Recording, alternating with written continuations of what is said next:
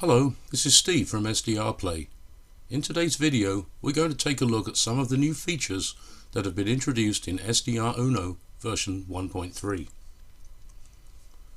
One of the most highly anticipated features of SDR Uno is the scanning function, and I'm pleased to report that our software team has come up with a very capable scanner. In fact, it's the first fully integrated SDR package with built-in scan capabilities. So first we'll take a look at that, but then we'll also have a look at the AGC functionality. The IF AGC function has been significantly improved over previous versions, and we'll take a look at that as well. And thirdly, I'd like to point out that these improvements are available for all RSP models, all the way back to the original RSP1. Now, turning to scanning, I've broken this down into 3 steps. First, we'll look at scanning a range of frequencies. Then we'll look at saving the scan results to a memory location. And thirdly, we'll look at scanning from the memory. So first up, we'll look at scanning a range, which requires the use of the new scanner panel and the scanner configuration window. Aspen Tower Information Juliet 2247 Zulu observation, wind 10. Okay, what we're looking at here is my RSP1 listening to the airband. In this case, this is ADIS information from the Addison Tower, and we're going to use the airband as an example of how to perform scanning. So the first thing we need to do is open up the scanner window, which is accessed by pressing the scanner button in the main window. And you'll see for the scanner window itself looks maybe familiar if you've used the recording panel in SDR Uno. It's a very similar layout. And the first thing we want to select here is that we want to scan a range of frequencies. So our scan mode will be range, and then there's a few other settings that we might want to look at in the scanner config. So first up, we have some preset ranges. I've already selected airband North America. Since that's a preset range, there's no need to specify the start, stop, or step frequencies. Next up is the hold time, and that determines how long the scanner will pause when it detects a valid signal. And then we come to the threshold level. And in conjunction with that, we can actually display the threshold, which will then appear as a horizontal line across the screen. Now, I'd like to spend a few seconds here explaining the best way to set the threshold. And that, in fact, is by tuning to one of the quieter parts of the spectrum and getting a measurement of the power level of the noise floor, which it says here is about minus 114 dBm. And then we want to set our threshold maybe some 10 dBs higher than that. So let's say around about, let's say 105 dBm. So what we'll do is we'll go in and we'll adjust the threshold here. And I've selected 105, and it's a little bit misleading when you look at the spectrum, because it looks like that's a real long way above the noise floor. And as you may have noticed, the indicated noise floor in SP1 is probably between minus 120 and 125, whereas the measured reading we were getting was 114. In technical terms, that's because the resolution bandwidth of the SP1 display is different than the resolution bandwidth that the demodulator will be using to look for signals. But suffice to say, set the threshold at some level above the noise floor, and you can always go back and adjust it depending on the results you achieve. So with that said, let's have a quick scan and see what we find. So we click on the scan button, and you see each time it finds a valid signal, it will display holding in the bottom left, and then after the predetermined hold time, it will move on and look for the next signal. So that gives you an idea how that works. Now, if you actually want to monitor the frequencies during a blind scan, you probably want to stay on a signal for longer than the 1 second hold time. And that's where the wait on signal checkbox comes in. If we select wait on signal, what will happen is when we find an active frequency, the scanner will pause as long as that frequency remains active. Once the signal goes away, then after the predetermined hold time, in this case 1 second, the scanner will then move on and look for the next active frequency. And that's useful because if you're monitoring communications, you may get communications from the first party. When they finish transmitting, there will then be a short pause before the party on the receiving end comes back. And if your hold time is too short, the scanner may have moved on by the time that's happened. So you probably want to set this up to, let's say, 3 seconds, maybe 5 seconds, for happy medium. And let's see how that works.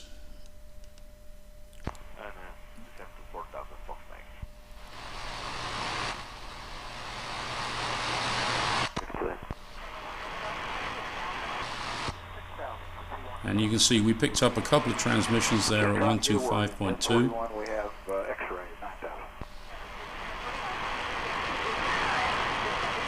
Set and maintain 3000 and sliding 215 at your final. 1284.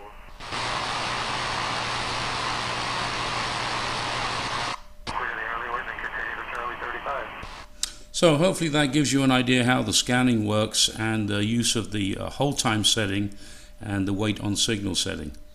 One thing I didn't mention earlier was there is a checkbox for continuous loop, and obviously the frequencies in the airband are not constantly in use, so it's quite possible during one scan you may miss some frequencies that become active later, so you can continuously loop the scan and pick up any activity that's going on. So basically that's how you do basic scanning. There are instances, for example, when you get to an ATIS frequency or something like that, where the transmissions are continuous, in which case the scanner would never move on to the next signal. If that occurs, you can use the next button down here to move on and find the next active frequency. And there are also other techniques you can use when you use the scan feature in conjunction with the memory panel. Ordered another one.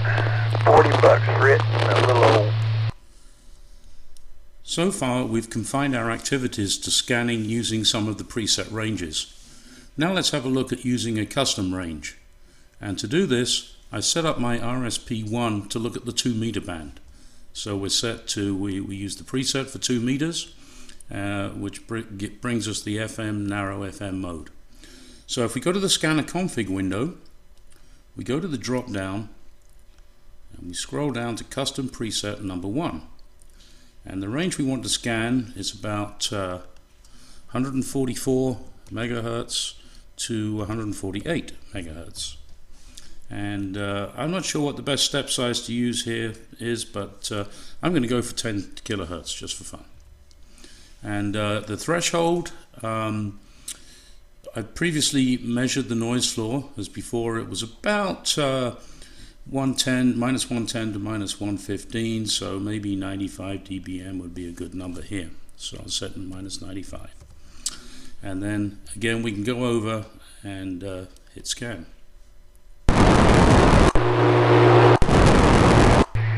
So I was thinking about just trying to meeting Monday night. So much junk piled up from all the years, you know. I actually was digging around. I found some 7:30. See you there. K5QHD VHF repeater 3:42 p.m. So as you can see, it functions in basically the same way as when we were scanning the airbands, but now we have the freedom to specify our own start, stop and step frequencies. And once again, as you may have noticed, we have the option to select wait on signal, so we can hear any conversations that are picked up. And when that signal frequency goes dead, then after the entered hold time, the scan will continue to the next frequency. Next up, we'll look at taking the results of the scan and saving them into a memory bank. To do that, we'll require the use of the SDR Uno memory panel and also the scanner configuration window. So now that we've handled the basic scanning function, let's see how we can now use this to save the frequencies that are found into a memory bank. So the first thing we want to do is open up the memory panel. This is for up here in the main window. And here we have it here. I've left it conveniently blank so that we can see what's going on. And then over in the scanner configuration window, which comes up if you click this button here in the scanner window, we can do Save to Memory Panel. Having done that, then we simply just need to click Scan, and away we go. Live on 435 is my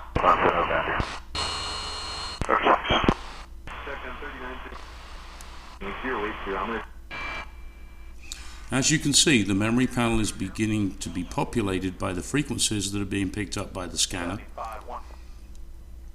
And one thing you'll also notice in scan mode, it's always in low IF mode.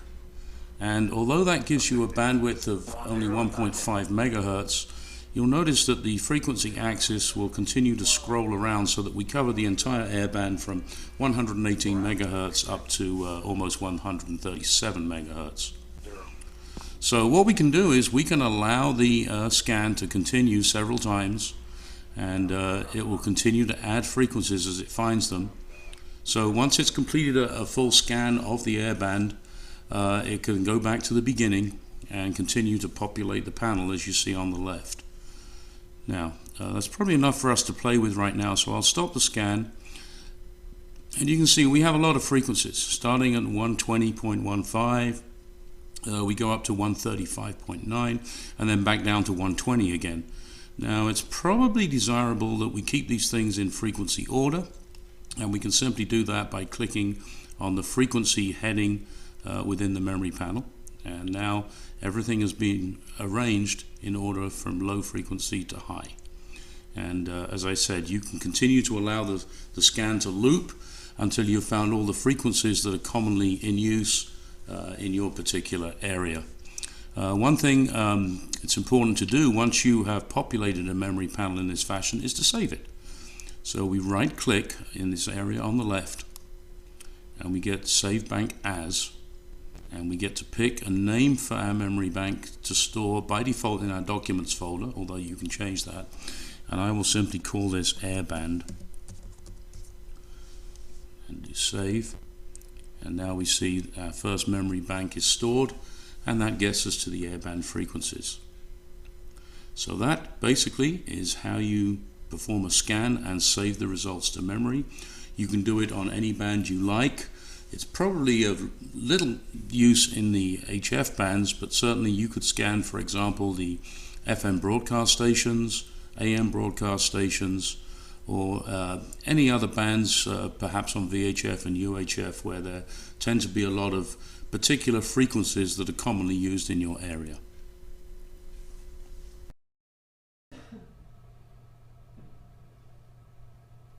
Carolinas and Tennessee Valley, and then everything flipped and turned northward. So if you were... We're now tuned to the AM broadcast band, and I'm just going to do a quick scan to pick up some stations within this band. So I've selected the preset for medium wave North America, so I already have predefined start, stop frequencies and the step size, and I've set the threshold to minus 70 dBm, which was about 15 dBs below the measured noise floor across this band. So let's just do a quick scan. Yeah, all sorts of... 11 times. They had already spent... 6 if he shut it. I don't think there's anything more awesome and pop. Let's talk.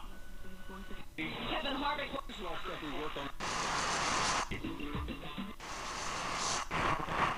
get it back in there.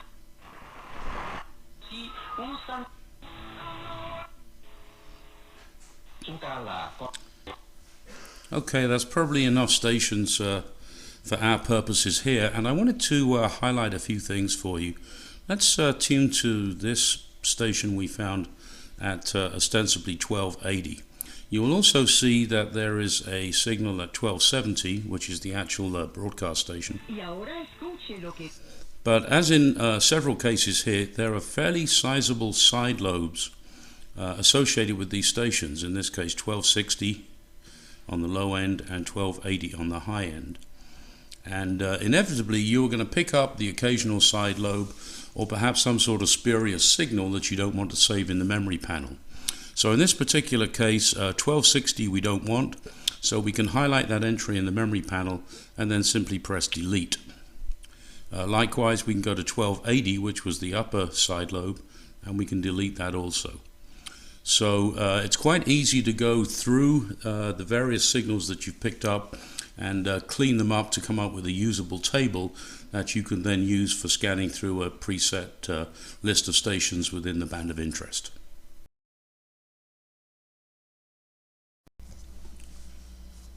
I've now cleaned up the frequency list of stations that I found during my AM broadcast band scan. And I also want to show you something else while we're here that you may want to do after completing a scan, and that is to use the description field. And for broadcast stations you can put the call letters, or if you have some standard frequencies you tend to use for your contacts on HF, or you have some nets and things like that, you can put a description of what it is in the description field with the memory panel. And to add something to that description, it's quite simple. You just type in the click on the field under description, and you can just type in whatever the call letters are. I don't know what the call letters are for that station, so I'll just settle for XXXX. Once you've completed doing that, then what you want to do is never forget to save your memory bank. So you right click over here, save bank as, and I will call this AM broadcast. And now you see I have the AM broadcast band showing up here. Now we'll take a look at the scanning from memory function. This consists of scanning through a range of frequencies that have previously been saved into a memory bank. So once again, this will require use of the memory panel and the scanner settings windows.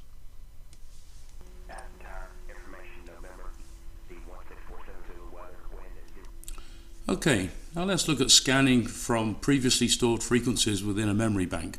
I've now brought up a number of memory banks I've created over time, and we're looking at one of the airband ranges that I'd previously saved.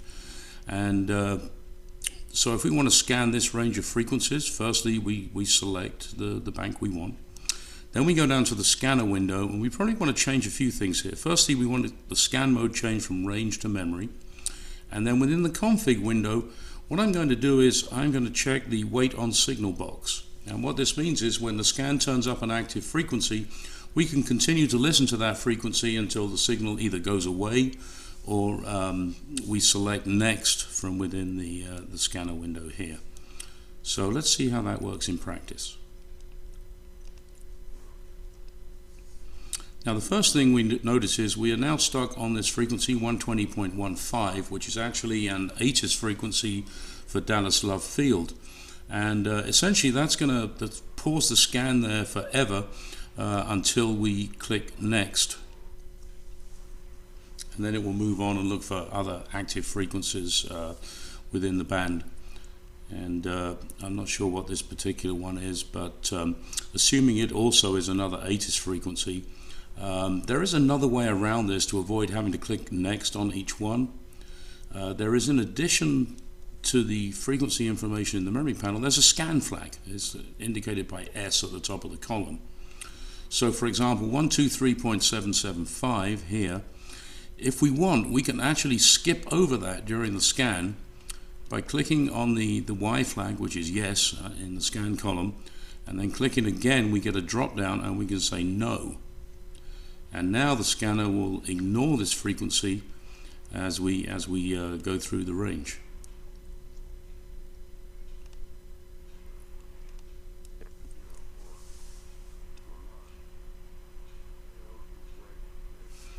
.15 is another ATIS frequency. I believe this one is Love Field, so we can do the same trick here.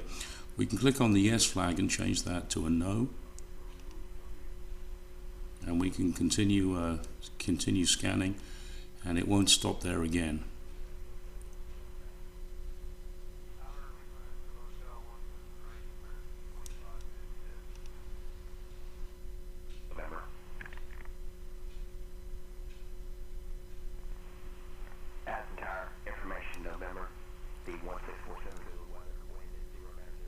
We'll do the same thing here for the Addison ATIS and move on, and we won't get caught there again. So as you can see, that's a very powerful tool. You can continuously scan the band, Look for active frequencies, pause only when they're active, and pause for long enough to copy down whatever the transmission may be. And that basically is how you do the scan from memory function. Effectiveness and suggest methods that could dramatically increase your sales. Okay, so now we've completed populating a memory bank with our AM broadcast stations, and we've gone in and we've edited the descriptions to show the call signs. Now let's look at scanning from that memory bank.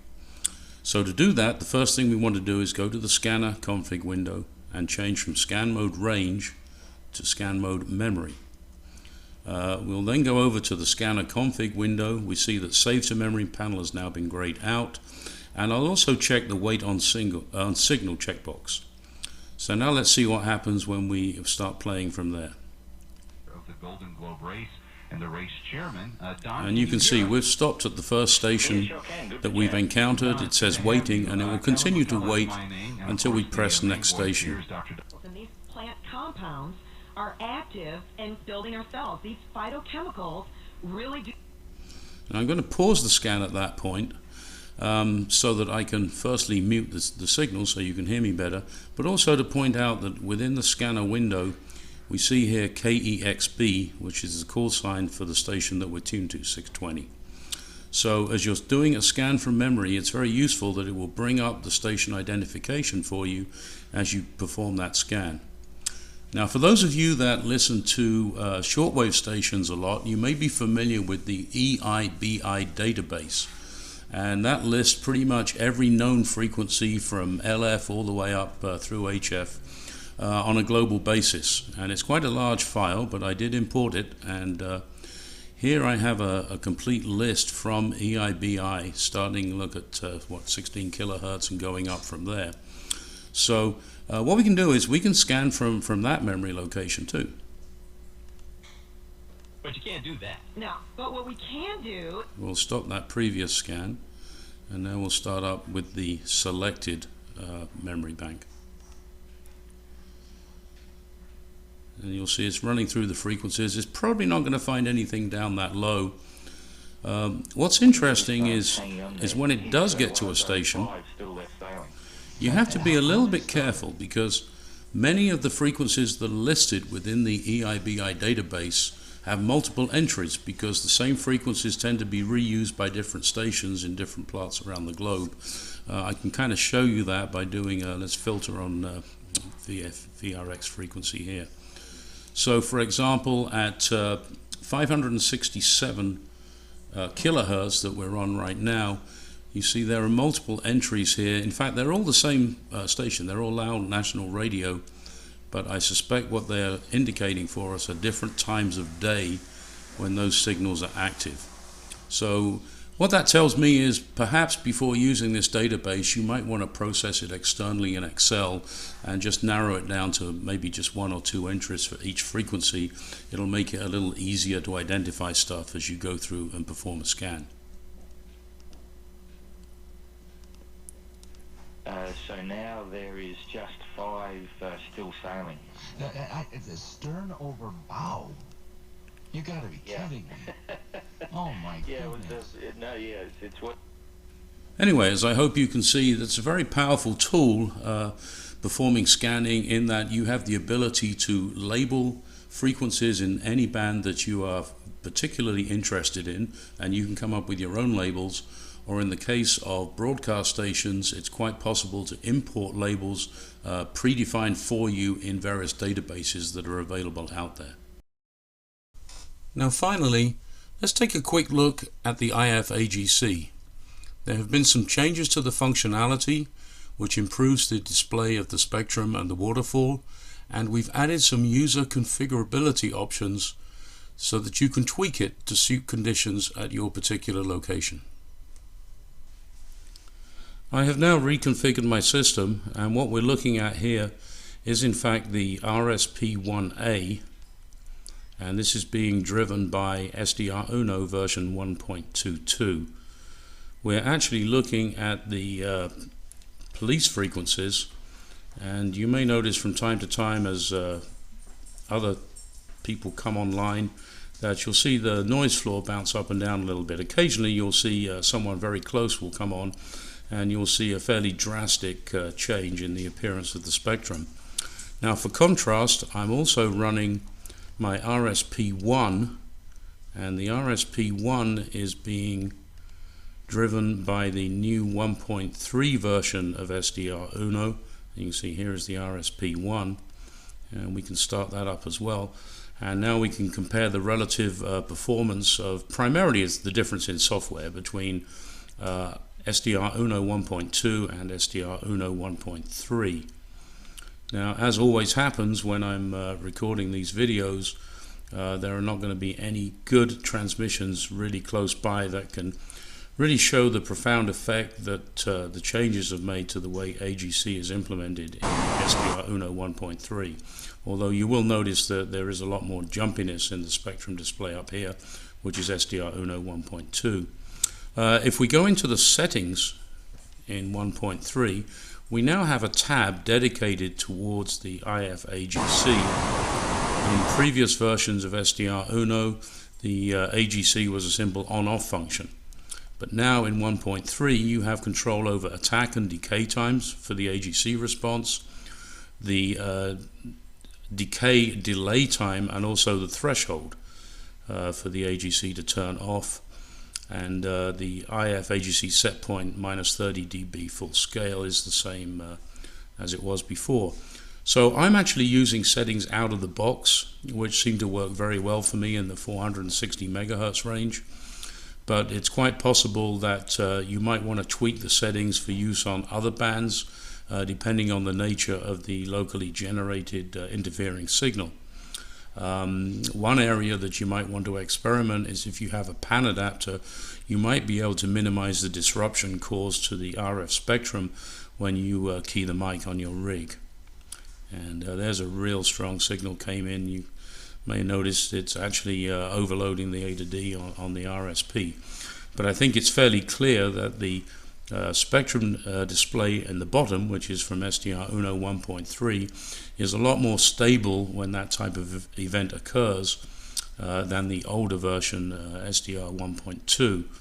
So although there's really no difference in the overall performance of what the software does, it certainly gets rid of the inconvenience of having the spectrum display bouncing up and down all over the place. And again, we encourage you to play with the settings and find something that works for you, although my personal experience so far is these out-of-the-box settings have been pretty optimal for best results for the types of interference that I'm seeing here. So to review what we've seen today, the scanning function is a powerful addition to the capabilities of SDR Uno. Firstly, it scans very quickly. Secondly, it's very flexible. You can scan over user-defined frequency ranges, you can scan from previously saved memory banks, and you have programmable hold and or wait times.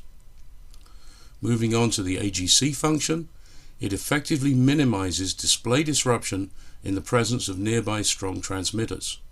It also features user configurable settings which allow you to tailor the AGC response to suit the conditions where you're operating. These features are available to all models of the RSP, and this is the first fully featured SDR program that includes a scan function. For further information on other features and changes in the latest version of SDR Uno, please check the downloads page on our website. And as always, thank you for watching this video, and we hope you found it helpful.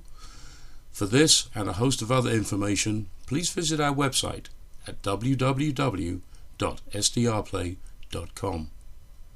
73.